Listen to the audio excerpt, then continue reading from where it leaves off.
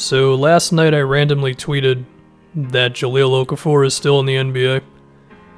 That might not be the case after this season because his contract is on the last year and eventually we're going to play basketball again, which means eventually he will hit free agency, right?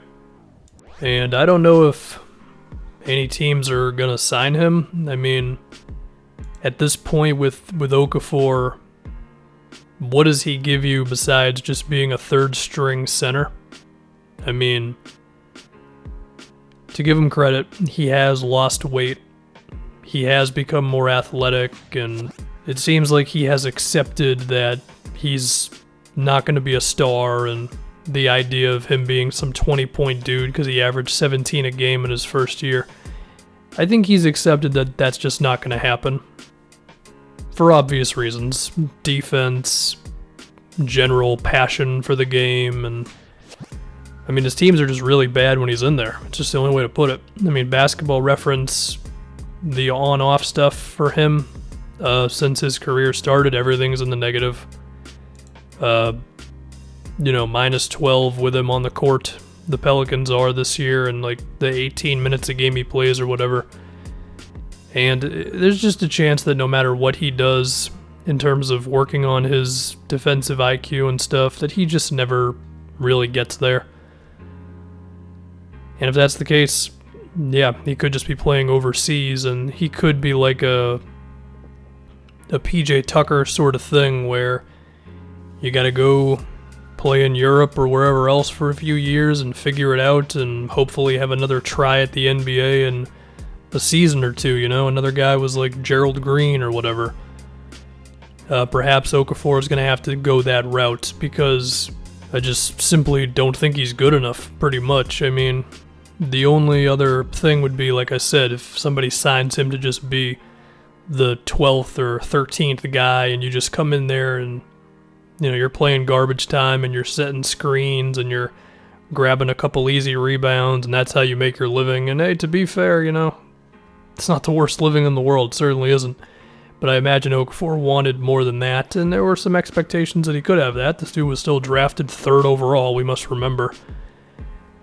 And it is pretty wild. I guess the avenue for him to be a good NBA player, like someone who's guaranteed to have a contract year to year and all that, would be if he became like Enes Kanter, where defensively he gets to the point where he's okay enough against at least 60% of the league or so, and then he can be a plus on offense, setting screens, offensive rebounds.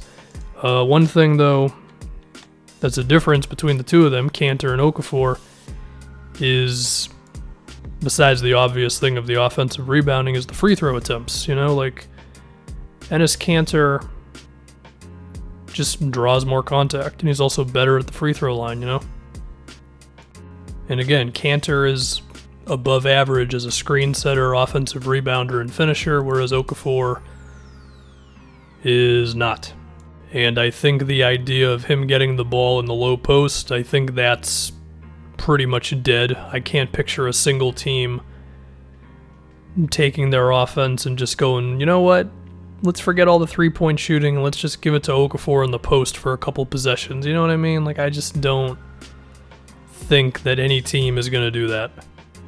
And also, for what it's worth, Okafor has pretty much never been a good post-up player.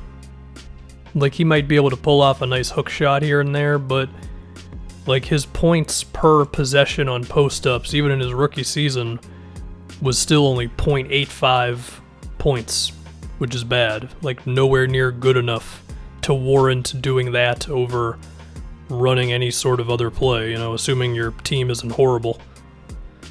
So, yeah, I mean, how we have all these centers nowadays making $5-6 million a year, and, take your pick. JaVale McGee, Kevon Looney, Daniel Tice, Enes Kanter. I think Whiteside is going to join this group after this season. Although I could picture him making maybe closer to 10 just based off a reputation. A couple other dudes in that $10 million group like Maxi Kleber, Dwight Powell. I think that's the high-end goal for Jahlil Okafor at this point, is to be making $10 million a season. More realistically, it's 4 or 5 mil a year, shorter contracts, and just doing what he can. I mean, again, it's pretty wild to say this for a guy who was drafted 3rd overall, but I think at this point in his career, Jahlil Okafor needs to aspire to just be Costa Koufos, you know? Just don't do anything crazy. Box guys out, try your hardest on defense, and hope that you can last in the NBA for as long as possible. And it's going to be tough for him because we just keep going in the direction of more threes, you know? Like, you're just going to have to keep getting better at defending in open space, and regardless of how many wins the Rockets end up with if we get basketball again, I do think their going completely small thing has planted little seeds in everybody else, and we're going to see that a little bit more. You know, the Celtics experimented with it a bit this year. The Lakers did it a bit last year. Like, teams are already going in that direction, and that's not going to help Jahlil Okafor's case either, so yeah, I mean, is Okafor a bust? Yes, he's a bust. He was the 3rd pick in the draft, and there's a chance he's not going to be in the league next season. But just maybe he actually can find a spot on an NBA roster and just kind of do his job and not be horrible defensively, which does not look like a certainty at this point, but I don't know, you try to be positive. I mean, again, like, he has lost weight, so that's good. You know, he lost weight. I think he got a little healthier. I think he went to like a different sort of diet or whatever, and that's nice. That's cool. Great. But you got to do more than just that. You got to actually have some positive output on the court, and it just hasn't really happened for him. So that's it. Jahlil Okafor.